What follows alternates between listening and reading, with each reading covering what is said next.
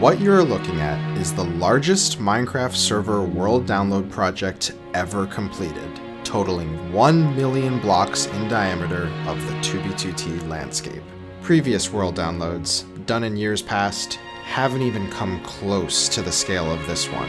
So in this video, I'm going to show you exactly how this truly extraordinary feat was pulled off, using techniques that were pretty groundbreaking. And of course, unveil some remarkable findings revealed for the first time publicly in 2b2t history, all thanks to this incredible world download project.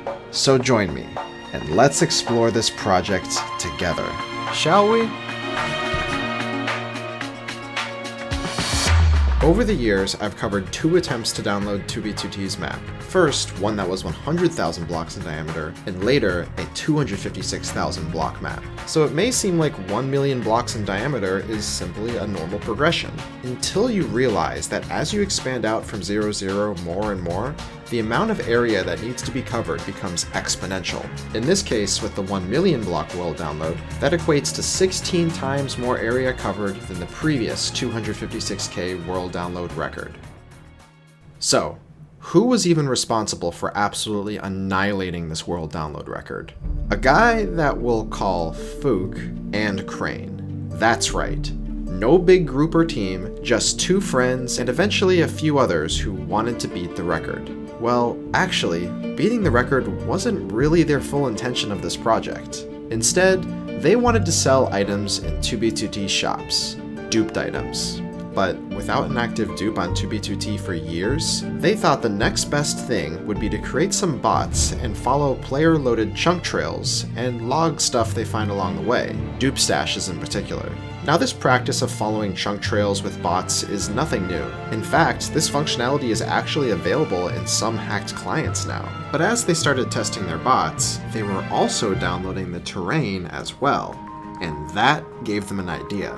Why just download specific chunk trails when they can literally just download the entire map? After all, some bases didn't even have chunk trails. So that's what they decided to work on. At first, a full 512,000 block diameter world download of 2b2t, which would already be 4 times larger than the last one. But of course, there was the first big roadblock. They needed some kind of elytra fly exploit.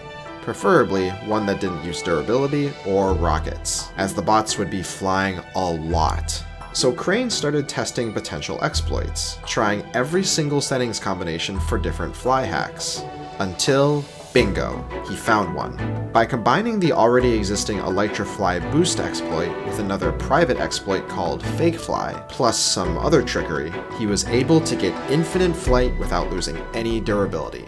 Perfect.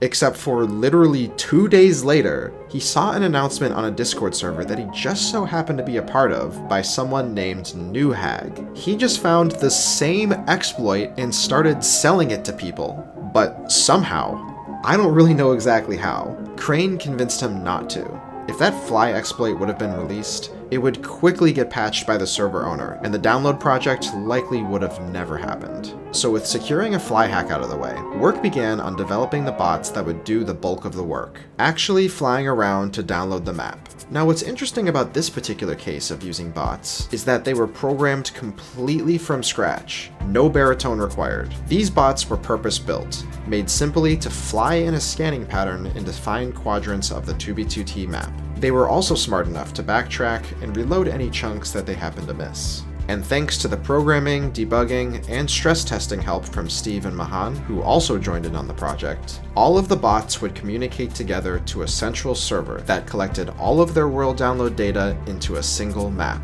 It was an impressive setup. On top of this, rather than running tons of accounts on a local machine, super efficient Minecraft instances were hosted on a relatively low-spec cloud server. Plus, you could log into them at any time and check their status. 28 accounts could run together at the same time on the same cloud server using no more than a single gigabyte of RAM combined. Given the cost of RAM nowadays, this is extremely impressive. But what's also extremely impressive is Ultra servers. this video's sponsor. Starting at $1 per gig of RAM per month, Ultra Servers is at the top of the list when it comes to price to performance when hosting a Minecraft server. Don't like having to guess what up to or unlimited actually means? With Ultra Servers, there's none of that BS. It's all right there for you to see, clear as day, including a 7-day refund policy, no questions asked. They've got DDoS protection, automatic backups, and 24/7 support with 0 hidden costs. So if you're looking for a host with insane value, Ultra Servers is the way to go. Link in the description.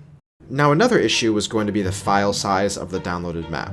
As they kept loading chunks, the more disk space they would need, thus making it progressively more expensive to host. Vanilla Minecraft is somewhat efficient at file compression, but not the best. So what Crane did to solve this was to literally create a brand new world save file format with mechanisms specifically to reduce file size that he also plans to make open source to the public. Combined, all of these improvements helped dramatically speed up the process of downloading and saved tremendously on server and priority queue costs. And with at least 24 bot accounts running 24/7 at any given time, they eventually did complete the entire 512,000 block diameter world download in just 17 days. But despite the short time frame and efficiency improvements, downloading an area of this size on 2b2t can still get very expensive. Priority queue costs $20 per month for each account, and because they were using at most 28 accounts at the same time, priority had to be purchased for all of them with separate transactions, which caused Fuchs Bank to temporarily freeze his account due to potentially fraudulent charges. Then add another $240 per month for the server to host the downloaded map, and that's even with their improved world storage method.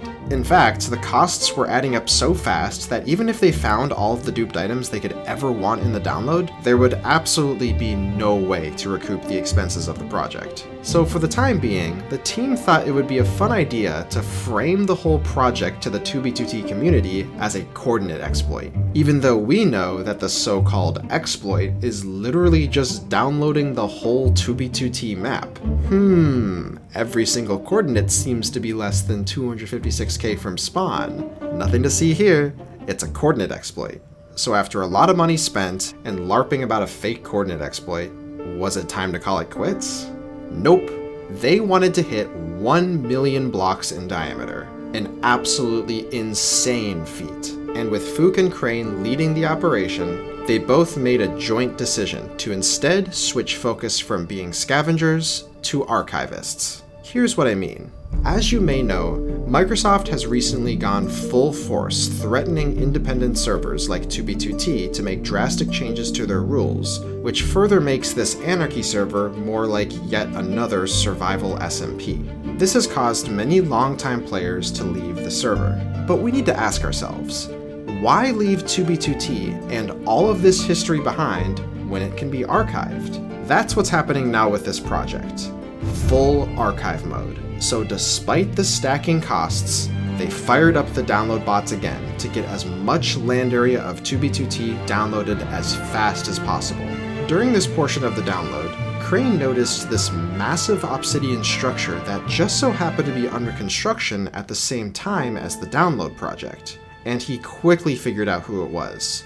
A group called the Devs. They were using advanced bots of their own that basically bypassed all anti-cheat measures to place 2.5 billion obsidian in the sky of their group logo, far surpassing the size of Collective Sky, and it was supposed to be very secretive. That is, unless you're downloading the entire freaking 2b2t map. But instead of Fook and Crane leaking it, they actually partnered with them and agreed to provide a top-down render of the entire build after they finished construction, as they didn't have the resources to download an area that large. And from there, more and more terrain would be downloaded, until finally, after 109 days, $3,000 spent, and an area of 1 million blocks squared downloaded, the project was complete. And on top of that, they also decided to download 100,000 blocks in diameter in the Nether, thanks to the Nether roof being accidentally left enabled after the 1.21.4 update. Even the end was downloaded up to 256,000 blocks in diameter. all of which were new world download records for each dimension. Oh, and did I mention that they re-downloaded the first 512k diameter portion in the overworld just to keep everything up to date? Yeah, no big deal. So what's inside this download, you may ask? Well, this is where the fun part begins. With a download this massive of a server map that's 15 years old, there has to be some strange stuff to find. Oh, just wait.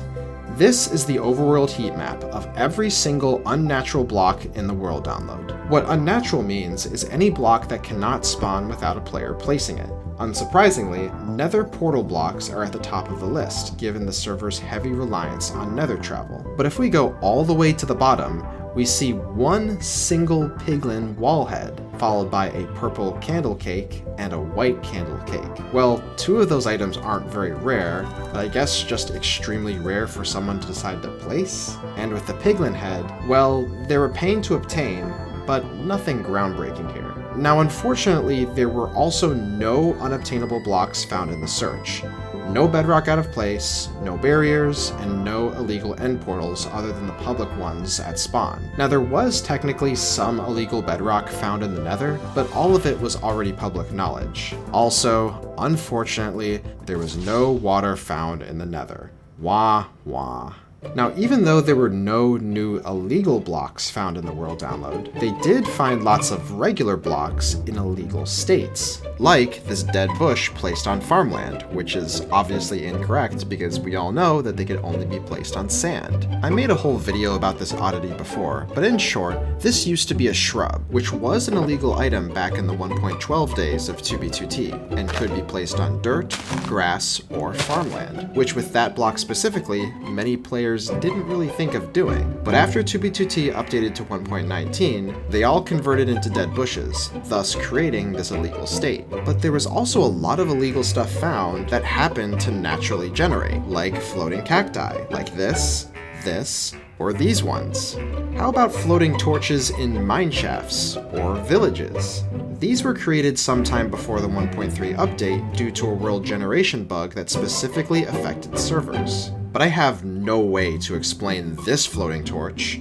Oh, I'll just have someone in the comments explain this one. There's even this base where someone made a bunch of floating sand and this floating sign. Now, given that the sign is made of birch, this means that it had to be made sometime after the 1.19 update, meaning that there has to be a modern glitch to get floating objects. So if you know what this new one could be, please let me know. Okay, editor's note, I was actually just informed by Crane that there's a pretty known technique to do this, and it's been posted on the Minecraft subreddit for over 6 years. So yeah, that's how. Now, remember in a previous video where I talked about all the weird portals I could find on 2b2t? Well, we now know where all 1,641 of them are, at least within a 512k radius of spawn. Like this one, this one, this one, or this unbelievable one where I originally thought I would never see another like again. Oh wait, there's another one? And another one? And this thing? Oh my god.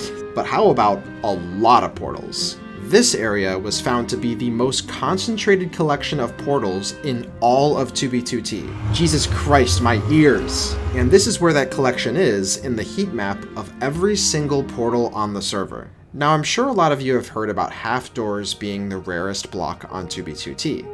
Well, not anymore. In this world download alone, there were 6,064 counted. Hell, they even found 2 right next to each other. And wait a second. Of course.